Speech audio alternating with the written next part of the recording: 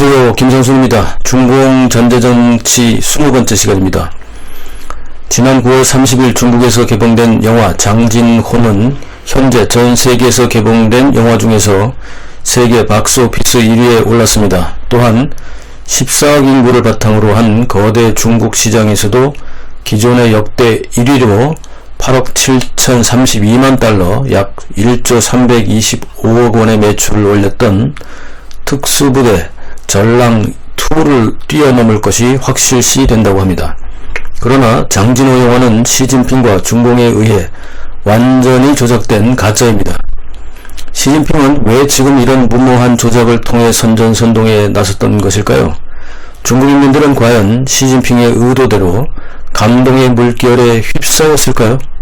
올해가 중국 공산당 창당 100주년인데 이렇게 오랫동안 쇠뇌되고 속아온 중국 인민들은 100년이 된 오늘날 아직도 중공의 세뇌 공작인 민족주의와 애국주의 선전선동에 휘둘리고 있을까요? 함께 짚어보시죠. 시진핑은 3년인 분위기 잡기에 이용하기 위하여 무려 13억 위안 약 2,300억 원의 역대급 거액을 투자하고 무려 12,000명을 동원하여 장진호 영화를 제작했습니다. 중공은 장진호 전투를 조작하고 미화시킨 장진호 영화를 통해 한국전쟁을 자신들의 승리로 포장했습니다. 중공은 심지어 장진호 전투로 입은 중공군의 막대한 피해 사실은 다 숨긴 채 오로지 미군이 도망갔다는 것 하나만을 강조하며 자신들의 대승이라고 선전하고 있습니다. 중공이 강조하고 싶었던 것은 한국전쟁에 참전한 중공의 인민지원군이 세계 패권 국가인 최강의 미군을 도망가게 하고 미군과의 전쟁에서 아니 미군이 주도하는 유엔군과의 전투에서 대승을 거두었다는 것입니다. 하지만 이것은 중공의 조작일 뿐입니다. 시진핑과 중공은 자충수를 둔 셈인데 어떤 자충수가 있었을까요? 장진호 전투의 실사는 무려 16만 명을 동원했던 인민지원군이 15일간의 전투에서 9만여 명의 사상자 피해를 입었습니다. 반면에 16만 명에 의해 겹겹이 포위당했던 미 해병 1사단 16,000여 명은 피난민들과 함께 포위망을 뚫고 아군과 합류했으며 15일간의 미군과 유엔군 사상자는 17,000여 명으로 집계되었습니다. 게다가 미군은 한국군 및 유엔군과 협력하여 피난민 10만여 명을 함흥에서 남쪽으로 안전하게 철수하는 기적과 같은 인류 전쟁사의 길이 남을 감동을 주었습니다. 중공이 막강한 미 해병대를 섬멸했다고 조작하며 선동한 장진호 영화를 본 중국 인민들은 영화를 보면서 눈물을 흘리며 시진핑과 중공의 의도대로 반미 제국주의를 외쳤습니다. 그러나 영화에 감동된 이들은 얼마나 대단한 전투였는지 사료를 보게 되었고 장진호 전투의 실상을 정리한 내용들이 중국 SNS에 올라오면서 실망으로 바뀌었습니다. 조작된 소위 중공식 국뽕영화였고 속았다는 것을 알게 된 중국인들은 오히려 좌절감에 빠져 실상을 한탄하는 비판의 글들이 난무하고 있습니다. 사실 장진호 영화가 중국 내에서 성공을 거둔 이유는 소위 중공의 선전선동 기획 영화, 한마디로 중공 국뽕 영화로 제작되어 투자비와 마케팅 및 극장 상영도 공산당이 일률적으로 관여했기 때문입니다. 각 학교는 학생들을 동원하여 단체 관람을 하면서 애국주의와 민족주의를 자극했고 이를 통해 전쟁이라는 비극적 환경에서 유발되는 감성을 자극했기 때문입니다. 영화를 보고 난 중국인들은 대성통곡을 하거나 영화가 끝나고 엔딩 장면이 올라갈 때 거수경례를 하는 장면들이 중공의 선전부에 의해 SNS에 다시 홍보되었습니다.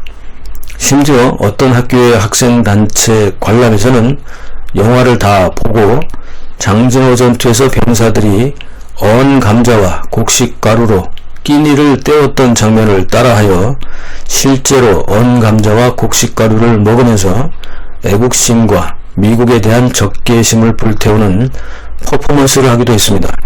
이런 장면도 공산당 선전부에서 각색하여 TV 뉴스 시간에 대대적으로 홍보되기도 했습니다.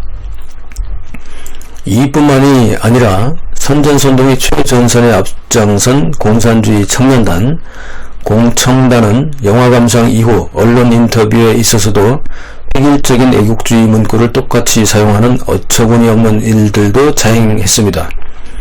서로 다른 도시에서 서로 다른 시간에 본 영화 감상에 대한 일반인의 언론 인터뷰 발언이 같다면 이건 도대체 무엇을 의미할까요? 선전선동을 하더라도 현실성이 있어야 하는데 아이디어가 부족하니 서로 다른 지역에서의 인터뷰 내용이 비슷하거나 글자 하나 틀리지 않고 같습니다. 이에 대해 해외 언론들은 장진호 영화 감상은 사실상 강요된 애국적 의무라는 비평까지 내놓았습니다. 강요된 애국적 의무를 다한 것을 자랑스럽게 SNS에 올리는 것조차도 획일적이 되어버린 중국 청년들의 이런 쇠뇌된 행동과 이를 자랑스럽게 호들갑을 떨어야 하는 중국 사회의 단면을 중공은 어떤 생각으로 계속해서 선동하고 있을까요? 공산당 당원이나 정부관료, 공청당 단원, 소년단 단원, 공무원, 각급 학교 교사와 대학 교수, 국영기업 근무자 등은 모두 의무적으로 강제적으로 봐야 했던 것입니다. 이렇게 획일적인 참여로 얻어진 중국 내 박스오피스 1위에 역대 1위도 조만간 달성, 게다가 올해 세계 박스오피스 1위 달성, 이런 타이틀이 무슨 의미가 있겠습니까? 중국 국내의 선동 분위기를 한껏 고무시켰던 중공의 장진호 띄우기 공작은 그러나 해외에서는 실패했습니다. 공산당 선전용 영화를 수입하거나 방영을 허가하는 국가도 적었지만 그렇게 의도적으로 조작된 영화를 보고 감동할 사람들은 해외에는 없었던 것이죠. 급기야 이런 칼럼도 등장했습니다. 왜 장진호는 해외 진출이 어렵고 한국의 오징어 게임은 될까라는 것인데요. 이 칼럼의 내용을 포함하여 중국 언론들의 반응 그리고 중국 SNS에 올라온 일반 네티즌들의 의견을 종합하여 그들이 궁금해하는 질문에 대한 답을 간략하게 요약해 보겠습니다. 장진호 영화가 해외에 나갈 수 없는 이유에 대한 중국 전문가들의 내부 평가는 그나마 현실적입니다. 첫째, 장진호가 예술성이 없다고 할 수는 없지만 그러나 중심 사상이 무엇인가가 중요하다고 지적합니다. 즉, 한국전쟁에 왜 하나도 상관이 없는 중국인이 가야 하는가에 대한 답을 구할 수 없었다고 지적합니다. 게다가 다른 나라에서 발생한 일인데 왜 중국인인 네가 가서 그렇게 많은 사람들이 죽었지만 과연 왜 갔어야 하는가, 그럴 만한 가치가 있었는가에 대한 중심 사상이 이 영화에 없다는 것입니다. 맹목적인 애국심 조장뿐이었다는 결론이죠. 게다가 시진핑이 3년임 이후에 미국과의 패권전쟁 항쟁 의지를 대내외에 보여주기 위한 전주곡이라고 평가합니다. 장진호 영화가 해외에 나갈 수 없는 이유에 대한 두 번째 평가를 보겠습니다. 장진호 영화에는 오로지 승리만을 강조할 뿐 인명의 소중함은 없다는 것입니다. 수단과 방법을 가리지 않고 오로지 공산당의 승리만을 강조하는 콘텐츠로 해외 시장을 나가겠다는 것이 가능하겠냐는 겁니다. 실제 한국은 이미 K-POP, 게임, 영화, 드라마 등의 문화 콘텐츠로 세계 시장 진출의 기초를 가지고 있었고 오징어 게임은 적절한 시기에 이 흐름에 편승할 수 있었다는 것입니다. 반대로 중공이 만든 공산당 선전선동 홍보 국뽕영화는 해외 시장에서 근본적으로 환영을 받을 수 없는 조건이라는 거죠.